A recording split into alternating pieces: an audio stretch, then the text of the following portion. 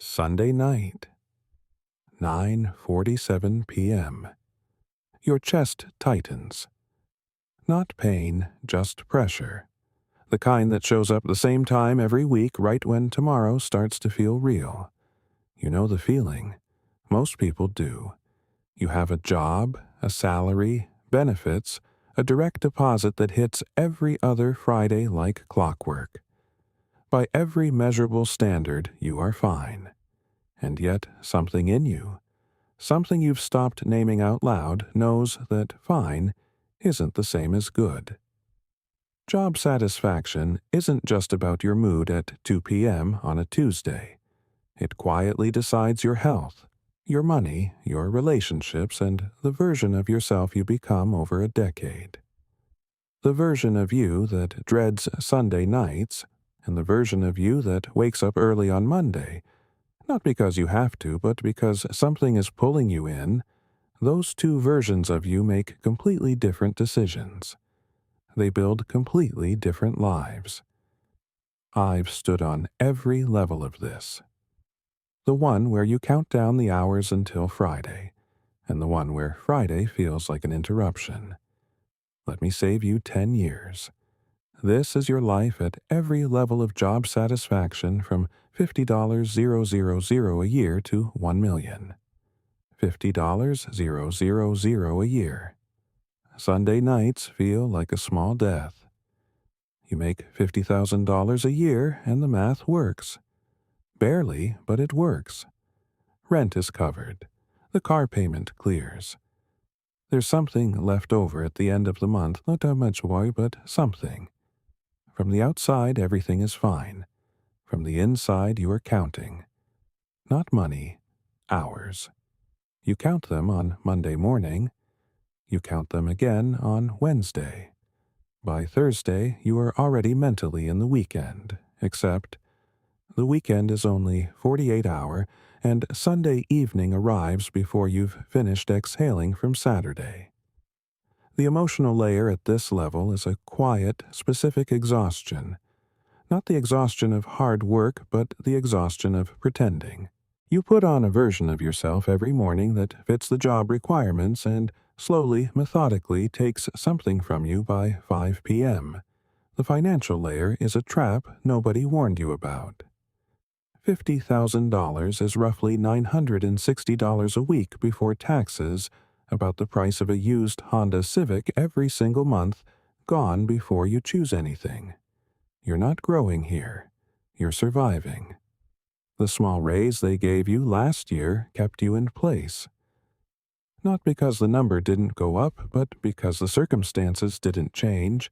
You're still in the same chair, the same building with the same ceiling above you. The psychological layer is the most dangerous part. You've started to believe the ceiling is the limit not just of the job, but of you. Here's what you need to hear. At this level, the cage feels golden. Because you built your life around it. That's not failure, that's information. That's the rule at this level. The comfort of a bad fit is still a bad fit. $65,000 a year. You've learned to perform enthusiasm you don't feel. You got a raise. $15,000 more per year. You negotiated it, and you were proud of yourself for about 2 weeks. Then the new number became the new normal, and you were back to where you started, except now you have 15,000 more reasons to stay somewhere you don't want to be. This is the level of performance. Not fraud, nothing so dramatic. Just the quiet, daily act of showing up with energy you borrowed from somewhere else. You've learned the language of the workplace. You say, "Great question," in meetings. You volunteer for the visible projects. You smile at the right moments. And you're good at it, which makes the whole thing feel slightly worse because part of you wonders if this is just what working is supposed to feel like and you're the one who hasn't accepted it yet. The emotional layer here is something close to numbness with occasional spikes of resentment. The resentment isn't at anyone in particular. It's more diffuse than that, directed at the version of your life that feels somehow narrower than what you imagined at 22. The financial layer, you're saving a little, maybe a few hundred a month. Which means, technically, you are moving forward, just not fast enough to feel like it. The number in your account grows in a way that requires a spreadsheet to appreciate. You can't feel the progress. The psychological layer is the subtlest trap you've started to optimize for the performance rather than the exit. Getting better at performing enthusiasm instead of finding work that produces it naturally. That's the rule at this level. Getting better at the wrong thing is still going the wrong direction. $80,000 a year. The job is fine. That word fine is the problem. $80,000 is by any reasonable measure a good salary. You can pay your rent, save a meaningful amount. Take a real vacation, and not panic when the car needs brakes. This level is what a lot of people mean when they say they just want a good, stable job. And it's fine. Fine. That word. You've said it so many times, it's stopped meaning anything. How's work? Fine. Do you like what you do? It's fine. Could you see yourself there in 5 years? Fine. The emotional layer at this level is a kind of anesthesia. You're not unhappy enough to do anything about it. You're not happy enough to feel like you've arrived. You exist in a long, gray corridor between those two rooms, and the corridor has good lighting and a decent break room, and somehow that makes it harder to leave. Remember that Sunday night feeling? At this level, it starts to show up less. Not gone, but quieter. That's not nothing. But quiet isn't the same as answered. The financial layer is almost the cruelest part. At $80,000, you're comfortable. Which means leaving now to find something that actually fits would mean risk. Real risk. Possibly making less before making more. And you've built a life-sized structure around this number, and dismantling it feels enormous. The psychological layer, you've started to define yourself by your discipline rather than your passion. I show up every day, I do good work, I'm reliable. But somewhere behind that reliability is the question you stopped asking. Is this the life I'm working toward or working inside of? That's the rule at this level. Stability is not the same as contentment, and only one of them compounds. $100,000 a year.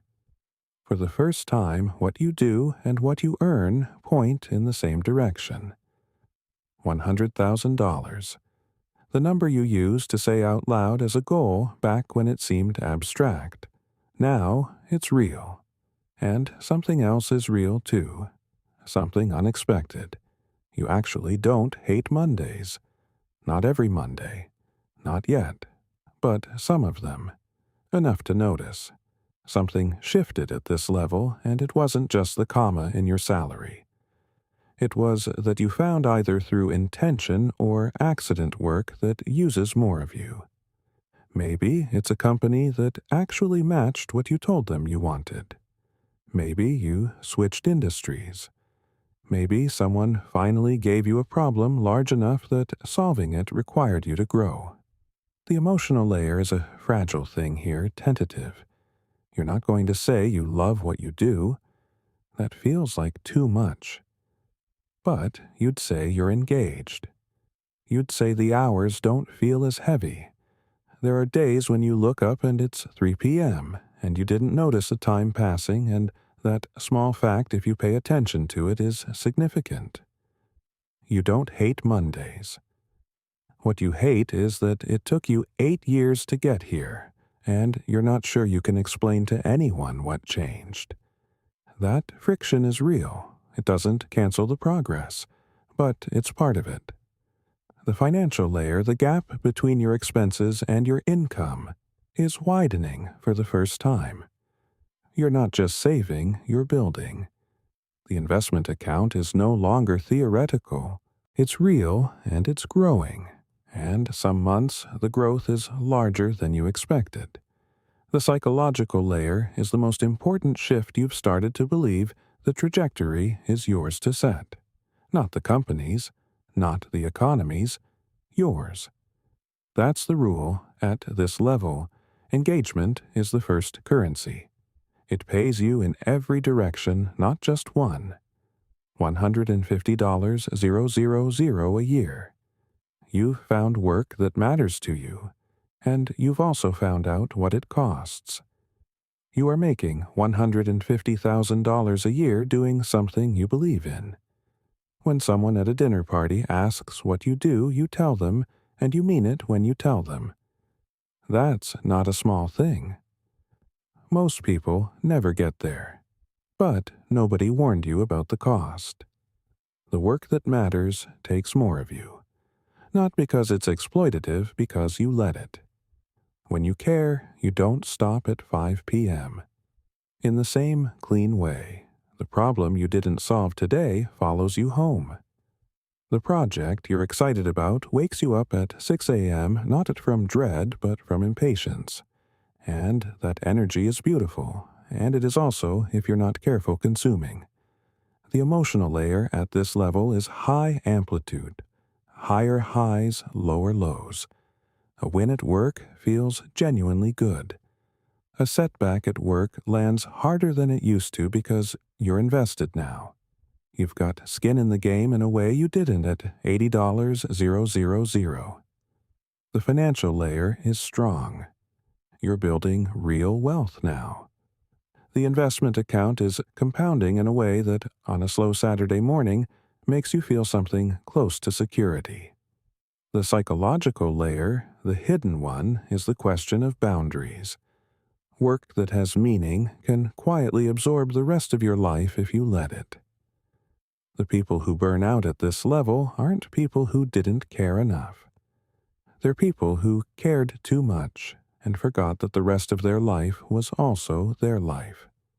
That's the rule at this level, meaning without limits becomes a different kind of cage. $200,000 a year. You have almost everything you thought you wanted, and the doubt arrives anyway. $200,000 a year. You say it, and it doesn't feel real. You remember the Sunday nights at level 1, the chest tightness, the slow dread, and from here that version of you feels far away. You've earned this. The work was real. The years were real. And then, quietly without permission, a thought arrives. Is this it not? Is this enough money? The money is more than enough. Not, is this a good situation? By every objective standard it is. The question is something harder to hold asterisk. Is this the version of this life that I actually want? Or is it the version I worked toward because it was the obvious next step asterisk? The emotional layer at this level is a disorienting kind of restlessness. You're not unhappy. You're searching for what exactly you can't always name. And because you can't name it, you feel slightly ungrateful for searching, which makes the searching feel worse.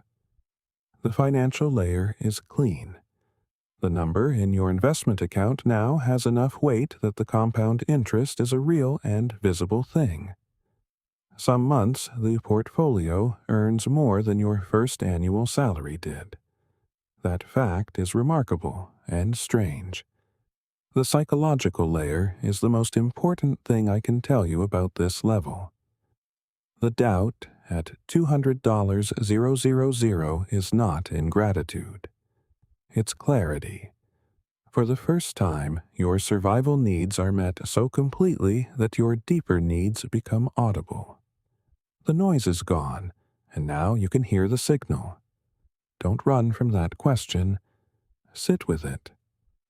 That's the rule at this level when the money question goes quiet. The real question begins. $350,000 a year. You've stopped trading time for money in the old way. Something is structurally different here. It's not just that the number is larger, it's that the relationship between your hours and your income has changed in a fundamental way.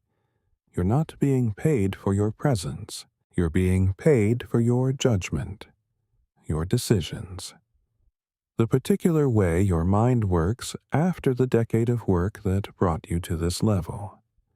That is a different thing entirely. The emotional layer at this level is a kind of calm authority. You've been wrong enough times to know what uncertainty looks like, and you've been right enough times to trust your instincts under pressure. You're not reckless, you're measured. There's a difference between those two things, and you know it now. The financial layer, the wealth, is real and layered. Your investment portfolio, your equity, in whatever you've built or been given a stake in your real estate. If you've gone that direction, these aren't theoretical numbers. They're assets that exist independent of your calendar. Some of your money is working while you sleep, and the amount it works has become meaningful. The psychological layer is the most profound shift at this level. You've stopped asking if you're allowed to want more and started asking what more actually means to you. Not more money necessarily, more impact, more time on the problems that actually interest you, more space to do the work that only you can do. You're not counting hours anymore. You stopped somewhere around level 5 and never started again. That's the rule. At this level, the real currency isn't dollars per hour. It's leverage on your own judgment. $500, 000 to $1. 0.00000 a year. The number stopped being the point a long time ago. You don't check the salary deposit anymore, not because you're careless, because the number doesn't fluctuate and it doesn't surprise you, and your relationship to it has changed in a way that would have been impossible to explain to the version of you lying awake on a Sunday night at level 1. The number stopped being the point a long time ago. What you have at this level, the thing that everyone at level 1 is actually reaching for, even when they think they're reaching for the money, is optionality, the ability to choose your problems. To say yes to what aligns and no to what doesn't without the decision being about survival. To walk into a room not as the person who needs something from it, but as the person who is genuinely deciding whether to be there at all. The emotional layer at this level is harder to describe than any of the lower ones. It's not euphoria that burned off a long time ago. It's something quieter, groundedness. You've stood in enough situations to know which ones actually matter and which ones only feel like they do. The adrenaline of the climb has been replaced by something more sustainable, a steady, deep engagement with the work that you chose. The financial layer is almost its own separate entity now. Your investments generate income that in some years exceeds what you earn. The decision isn't whether you can afford something. The decision is whether it's worth your time and your attention, and those are the only real currencies at this level. The psychological layer, the one that nobody talks about, the one that catches people by surprise, is the responsibility of arrival. When you have everything you worked for, the next question is the only one left. What is this all for? Not in a despairing way, in the most important way. The people who answer that question honestly, who can name what they're actually building toward, beyond the number, those are the people who stay at this level. The ones who can't answer it sometimes find quietly and strangely that they drift back down. Not because they failed, because they never decided what winning actually meant. That's the rule. At this level, the money was never the destination. It was the proof that you listened to the signal. Here's what I need you to take from this. Job satisfaction isn't a soft, optional thing. It isn't the bonus you get after you've secured everything else. It is the foundation. The version of you that dreads Sunday nights at every salary level is building a smaller life than the number in your account suggests.